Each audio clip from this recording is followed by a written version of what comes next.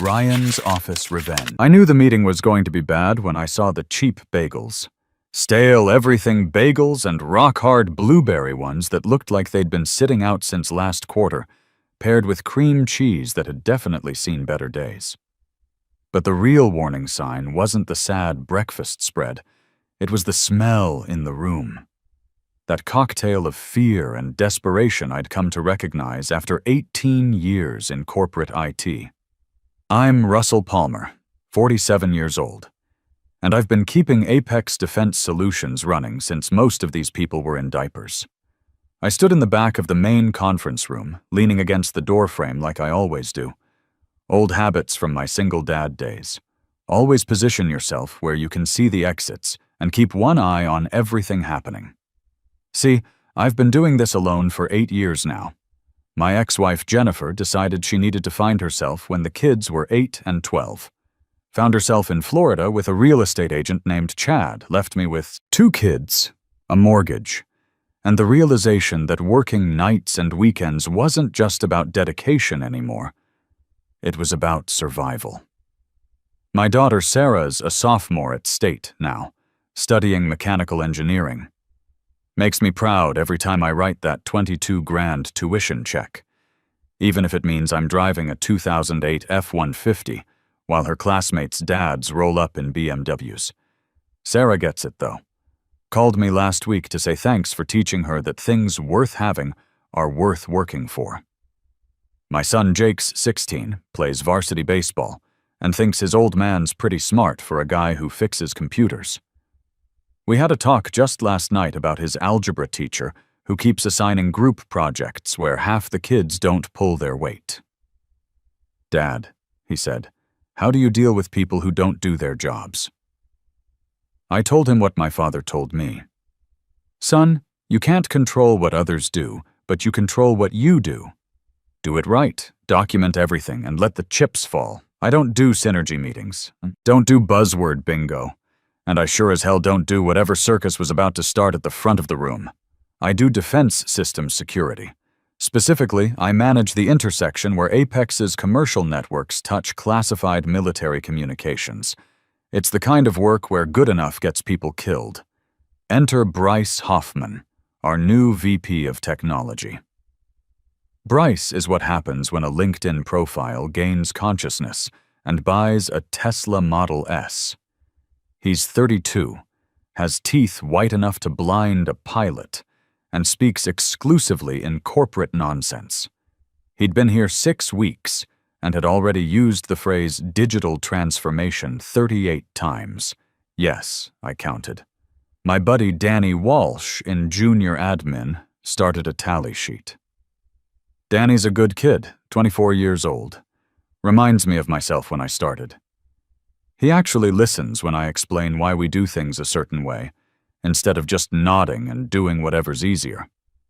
I've been teaching him about network security the same way I learned it, hands-on, methodical, with respect for the consequences. Bryce tapped the microphone, sending feedback through the room that made half the engineering team wince. "Team, rock stars, family," he started, flashing a smile that looked like it came from a dental implant catalog. "We're entering a new era, an era of cloud-first, AI-driven, paradigm-shifting innovation." I checked my watch. 9:04 a.m. I had 6 minutes before I needed to run the daily security sweep on the classified terminals, the ones that keep our defense contracts running and my pension fund growing. 3 years until I can retire with full benefits, if these idiots don't burn the place down first.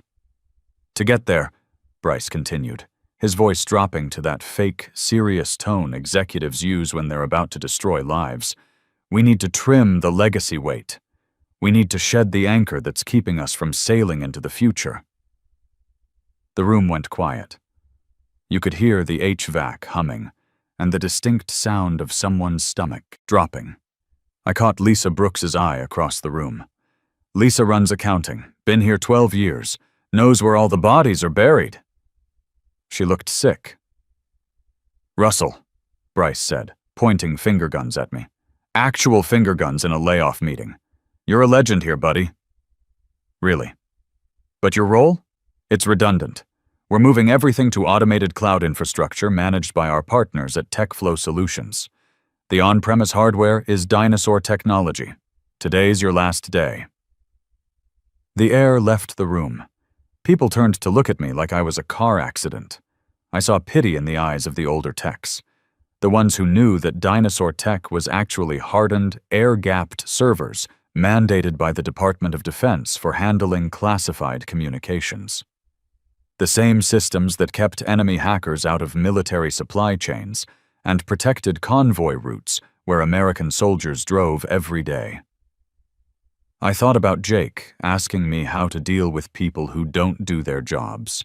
I thought about the conversation I'd have with him tonight, explaining why his dad got fired for doing his job too well. I didn't blink, didn't argue. I just felt that cold clarity wash over me, the same feeling I get when I spot a security breach in the logs, a problem that needed isolating and fixing. "Is that right?" I asked, keeping my voice flat. "It is," Bryce smirked, clearly enjoying the power trip. "HR has your severance packet. Security will escort you out. Oh, and Russell, leave the company laptop on the table. Asset retention policy." I looked down at the laptop in my hand. It wasn't a regular Dell workstation. It was a matte black unit with reinforced ports and a biometric scanner that required both fingerprint and retinal authentication. One of 3 classified audit terminals on loan from the Department of Defense. And Bryce wanted to give it to an intern.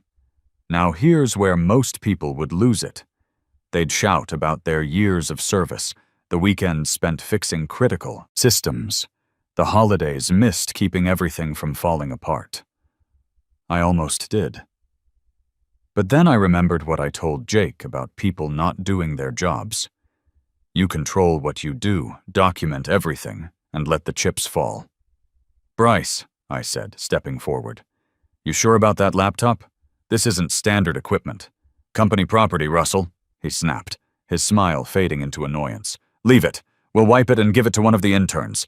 Give classified defense infrastructure to an intern named Brandon so he could make TikToks on lunch break." The absurdity almost made me laugh. This was like handing the keys to a nuclear submarine to a kid who'd just gotten his learner's permit. I walked to the table and set the laptop down gently. "Okay," I said. "It's yours, Bryce." I turned to leave, but Danny Walsh caught my eye. The kid looked like someone had punched him in the gut. We'd been working on a security protocol update together, something that would have taken him months to figure out on his own. Now he was going to be thrown to the wolves with no backup. "Badge 2, Bryce called out. I unclipped my badge, the one with the special holographic stripe that grants access to the skiff in the basement, and tossed it next to the laptop. That badge took me 6 months of background investigation to get. They interviewed my high school math teacher, for crying out loud. "Good luck with the cloud transformation," I said, walking toward the exit. "We make our own luck," Bryce replied, already turning back to address his terrified audience. I walked out of that conference room, down the hallway lined with motivational posters about synergy and hustle, and into the elevator. My hands weren't shaking. My heart wasn't racing. I was in diagnostic mode, the same headspace I go into when the intrusion detection system starts screaming at 3 a.m. Because here's what Bryce didn't know. That laptop isn't just a computer. It's federal infrastructure on loan to our company. It's tracked, monitored, and has a classification sticker on the bottom that he didn't bother reading. It's connected to systems that monitor troop movements, supply convoys, and intelligence gathering operations. The kind of systems where a security breach doesn't just mean lost money, it means body bags. As the elevator doors closed, I reached into my pocket and felt my personal encryption key. A small USB drive I'm legally required to carry per my security clearance. Without me and that key, the laptop wasn't just a brick. It was a time bomb, and Bryce had just decided to sit on it. I sat in my truck for a while, that 2008 F-150 that runs like the day I bought it, because I actually maintained things properly. Through the glass walls, I could see Bryce gesturing wildly at his remaining staff, probably explaining how much money he just saved by getting rid of the legacy weight. "Moron," I muttered, starting the engine. I didn't go straight home. Old habit from my divorce days. When you're dealing with a crisis, you don't make decisions while the adrenaline's still flowing.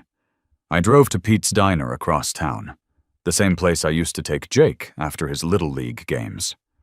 Ordered coffee and apple pie, sat in a corner booth, and thought. The waitress, an older woman named Dolores, who'd been working there since the Clinton administration, refilled my cup without being asked. "Rough day, honey?" "Job troubles," I said. "Their loss," she replied, and somehow that made me feel better than any corporate exit interview ever could. I sat there for 2 hours, watching the lunch crowd come and go.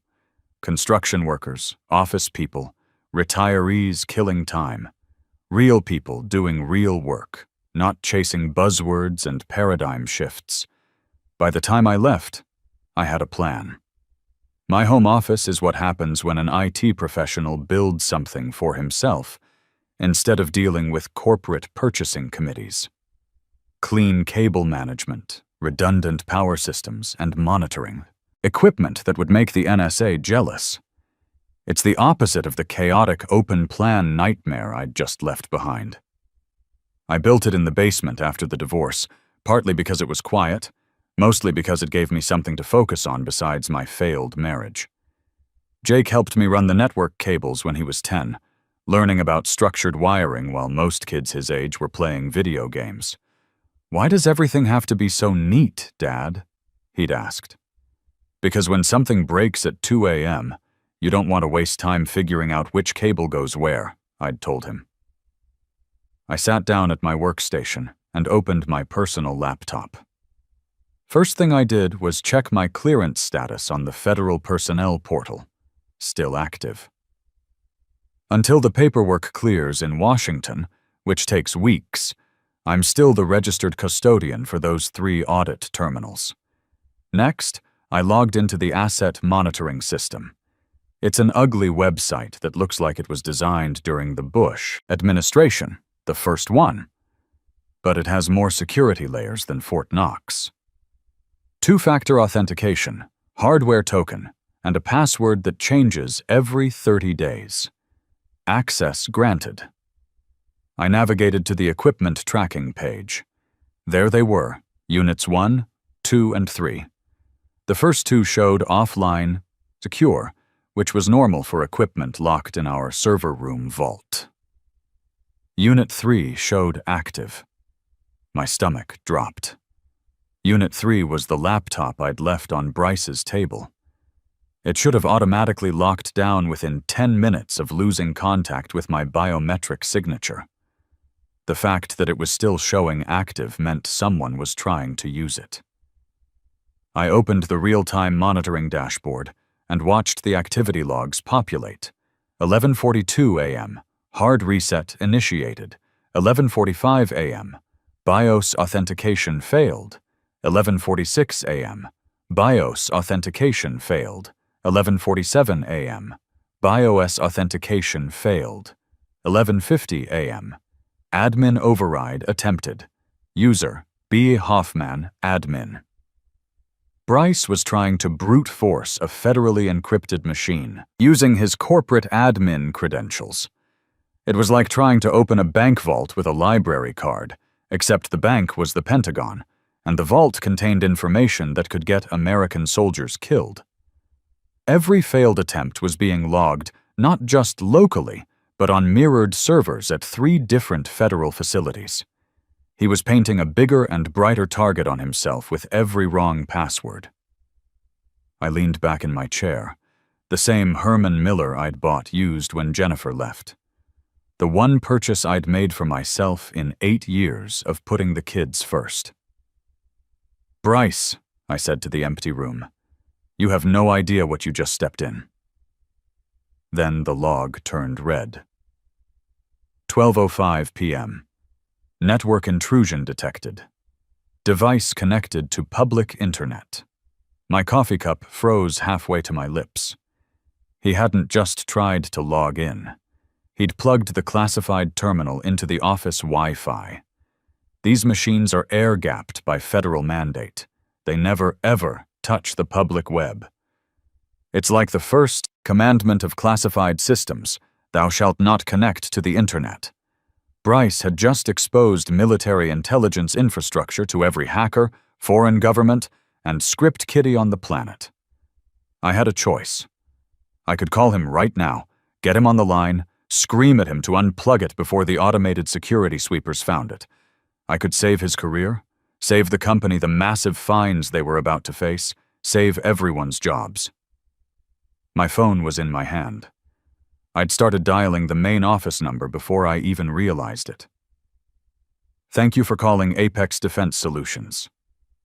I hung up. Redundant, I said out loud to my empty basement. If I was redundant, then my warnings were redundant too. Instead, I opened a new email window. Agent Torres has been my federal liaison for 3 years, ever since we landed the classified contracts. He's former Army MP, about my age, and has the same low tolerance for incompetence that comes from years of seeing what happens when people cut corners. Subject: Notice of Employment Termination, Potential Asset. Compromise. Agent Torres, effective 0900. Today, my employment with Apex Defense Solutions was terminated. I was ordered to surrender custody of Classified Terminal Unit 3, serial DOF 8892 Alpha, to Mr. Bryce Hoffman, VP of Technology, despite verbal warning regarding chain of custody protocols. I am observing unauthorized network activity on the asset beacon. I am no longer on premises and cannot intervene. Please advise. Palmer. I hit send. The beauty of federal bureaucracy is documentation. I'd done my duty. I'd reported the employment change and the asset location. Whatever happened next was 100% on Bryce's head. My phone rang. Unknown number. Northern Virginia area code. I picked it up on the first ring. Palmer. Russell, it's Torres. His voice sounded like he'd been smoking cigarettes and reading classified reports for 20 years. Got your email. We're seeing some unusual telemetry from Unit 3. Yes, sir. Device was confiscated this morning despite my objections about proper custody protocols. And this Hoffman character, he has clearance for classified systems? No, sir. He's a civilian contractor employee with standard commercial access only. I heard rapid typing on Torres's end, probably pulling up Bryce's background check. Palmer, I'm looking at his file. MBA from Wharton, 6 years at various tech startups, no military background, no prior security clearance. He shouldn't be able to see this equipment, much less operate it. That was my assessment, sir. More typing. We're detecting file uploads, personal documents mixed with what appears to be a sales presentation. Is he planning to demonstrate this hardware? Big presentation tomorrow. Lockheed Martin executives. He wants to show them our proprietary defense technology. The silence on Torres's end stretched long enough that I wondered if the call had dropped. Agent Torres? I'm here. Russell, this is moving into espionage territory. Protocol requires immediate asset recovery and device destruction. Sir, I said carefully, if you brick it now, he'll claim equipment failure. But if you document his actions during an active demonstration, you're talking about letting him commit federal crimes to build a stronger case. I'm talking about the difference between incompetence and intent. Right now you have a VP who made a mistake. Tomorrow you'll have someone who knowingly presented classified systems to unauthorized personnel. Another long pause. What time is this meeting? 2 p.m. Tomorrow. Conference Room B. Full dog and pony show for potential defense contracts. Russell, I'm reactivating your consulting status effective immediately. Temporary clearance override approved. You need to monitor this asset and ensure no actual classified data leaves the building. Can you do that remotely? I built the monitoring systems, sir. I can track every keystroke, every file transfer, every network packet. Good. And Russell, we'll need an eyewitness on site when we intervene. Sir, I'm fired. They won't let me in the building. They will tomorrow. We'll make sure of it. The line went dead. I refreshed the monitoring page. The violations were piling up. 12:18 p.m. Directory browsing detected. 12:22 p.m. Unauthorized file upload. Bryce, Pitch, Lockheed, Martin. Final. PTX, 12:25 p.m. System registry modification attempted. 12:28 p.m. External storage device detected. He was treating a classified defense terminal like his personal laptop, uploading PowerPoint presentations, and who knows what else. Each action triggered another federal law, another potential charge. I opened a new document and started typing a detailed log. Not just the technical data, that was already being recorded automatically, but context. The organizational chart showing Bryce's authority to fire me. The email chain where I'd warned about proper asset handling. The meeting minutes where I'd explained the classification, requirements. At 3 p.m., my phone buzzed with a text from Danny Walsh. Mr. P, they got me setting up projectors for tomorrow's big meeting. Boss is using that weird laptop you left. Says it's the only computer that still works. Everything else crashed after you left. I almost laughed. The irony was perfect. The corporate network I'd supposedly sabotaged was actually working exactly as designed. When the senior admin doesn't approve the morning authentication cycle, the security systems assume hostile takeover and lock everything down. It's a feature, not a bug. But the classified terminal worked fine because it wasn't connected to our corporate network. It ran on its own hardened government infrastructure, which meant Bryce was fleeing the burning building and hiding inside a bomb. I texted back, "Stay away from conference room B tomorrow afternoon. Take a long lunch." Why? What's going on? Trust me, kid. Just be somewhere else. At 4 p.m., Lisa Brooks called. She was whispering, probably hiding in the supply closet. "Russell, this place is falling apart. Half the systems are down, the phones are going to voicemail, and Bryce is freaking out about tomorrow's presentation. How's he handling the stress? He's been locked in the conference room all afternoon, working on that black laptop. Says it's some kind of secure prototype that runs independently. Russell, I don't know what you did, but I didn't do anything, Lisa. I just wasn't there to hold his hand through the morning security protocols. The trap was set. Now I just had to watch him walk into it." By 9 a.m. the next morning, Apex Defense Solutions was effectively on fire. Not literally, but close enough. I sat at my kitchen table drinking real coffee, not office swill, watching the help desk tickets flood in through my tablet. The dashboard looked like a Christmas tree having a seizure. Ticket number 847. CEO cannot access email, ticket 848. Payroll system down, ticket 849. Urgent. All network drives offline. Ticket number 850. Why are the printers printing hieroglyphics? The authentication servers needed manual approval every morning at 8 a.m. That's me. I wasn't there to click approve, so the security systems assumed the building had been seized by terrorists and went into full lockdown mode.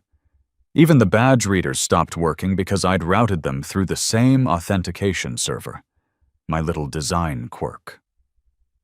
At 10:30, Danny texted, "Mr. P, it's chaos here.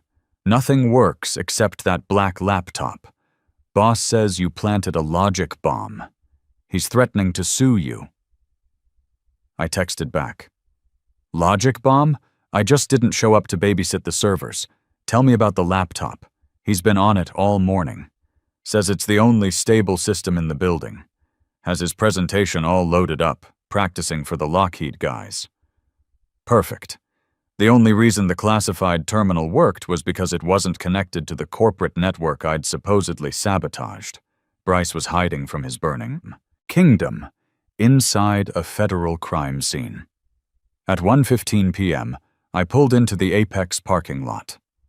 Two black Suburbans sat at the curb like patient predators, government plates, tinted windows, and that subtle "we're not hiding because we don't need to" vibe that federal law enforcement does so well. Agent Torres rolled down his window. He looked exactly like he sounded. Gray buzz cut, tired eyes, and a suit that had seen better decades but commanded respect anyway. "Palmer, get in." I climbed into the back seat. It smelled like leather and consequences. "Status?" Torres asked. "Conference room B. He's got the laptop connected to the projector. Presentation loaded. Lockheed team arrives in 30 minutes. Torres shook his head. "We've been monitoring the audio feed through the laptop's microphone. He spent 20 minutes this morning explaining to his assistant how to cover the classification markings with Intel stickers. You recorded that? Every word. Just peel off these government labels and put the computer stickers over them. These defense contractors are old school. They just want to see brand names they recognize." Agent Martinez, Torres's partner, looked up from her tablet. "We've documented 127 separate violations of the Computer Fraud and Abuse Act, 43 violations of the Espionage Act, and 1 count of destruction of federal property markings." "What's the play?" I asked. "We go in now, before civilians see classified hardware. We secure the asset, secure the subject, and clean up this mess." We walked through the lobby like a small army. The receptionist, Kelly, saw me flanked by federal agents and went pale. She probably thought I was getting arrested. "Hi, Kelly," I said pleasantly. "Just here to pick up my laptop." Torres flashed his credentials. "Federal business, ma'am." The office was still in chaos. People stood around in groups, complaining about blank screens and error messages. As we passed, conversations died. Heads turned. A wave of silence followed us like the wake behind a boat. I caught sight of Danny across the room. His eyes went wide when he saw the badges. I gave him the slightest nod. "Everything's going to be okay, kid." We reached conference room B. Through the glass walls, I could see Bryce practicing his pitch. He'd dimmed the lights for dramatic effect, wearing his best suit, laser pointer in hand like he was conducting a symphony. He was gesturing at the projection screen, which showed a slide titled Apex Defense, Next Generation Security Solutions. Below it, in smaller text, Proprietary Technology Developed by Bryce Hoffman. Torres looked at me. "After you." I pushed open the doors. Bryce spun around, squinting against the hallway light. "Russell? What the hell are you doing here?" "Security!" Then he saw the shapes behind me. "Who are these people?" Torres stepped into the room and hit the light switch. The fluorescents flickered on, washing out Bryce's mood lighting and revealing the sweat stains under his arms. "Mr. Hoffman? Special Agent Torres, Department of Defense Inspector General's office." He showed his badge. "We need to discuss that laptop." Bryce's face went through about 6 different expressions before settling on panicked confusion. "Laptop? This is company equipment. I'm the VP here. You can't just—" "Actually, we can," Torres said, walking around the table. "That device is federal property on loan to your company. Serial number DF8892 Alpha, classified at the TSSCI level. That's impossible. This is just a regular laptop." "Look." Bryce pointed to the Intel sticker on the bottom. "Standard consumer hardware." Agent Martinez stepped forward with tweezers. "May I?" She peeled back the Intel sticker with surgical precision. Underneath was a metal plate riveted to the chassis. "Property of US Government. Department of Defense. Classified System. TSSCI clearance. Required unauthorized access. Punishable by 20 years imprisonment." The silence was deafening. Bryce stared at the plate like it was a venomous snake. That wasn't there before. Russell planted that. He's framing me. Mr. Hoffman, Torres said, this plate is original equipment, installed during manufacture. We also have digital logs of you accessing classified systems without authorization, connecting them to public networks, and tampering with federal property markings. Torres pulled out handcuffs. Bryce Hoffman, you're under arrest for violations of the Espionage Act. They led him out in cuffs, past his terrified staff, through the lobby where Kelly filmed it on her phone, and into the back of a federal vehicle. As they drove away, I stood in the parking lot thinking about what I'd tell Jake tonight. 6 months later, I'm working 3 days a week as a federal security consultant. I make more money than I ever did at Apex. I'm home when Jake finishes baseball practice, and Sarah's tuition is covered without me losing sleep over the checking account balance.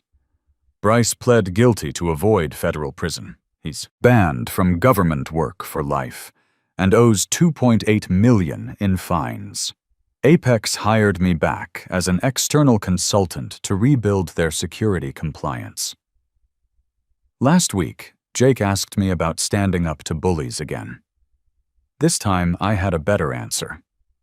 Son, sometimes the best way to deal with people who don't respect you is to let them show everyone exactly who they really are. But you have to be patient, document everything, and be ready when the moment comes. True power isn't about making noise or demanding respect. It's about building something so essential that people only realize its value when it's gone. Experience isn't just time served. It's wisdom earned through countless small battles that young ambition hasn't fought yet.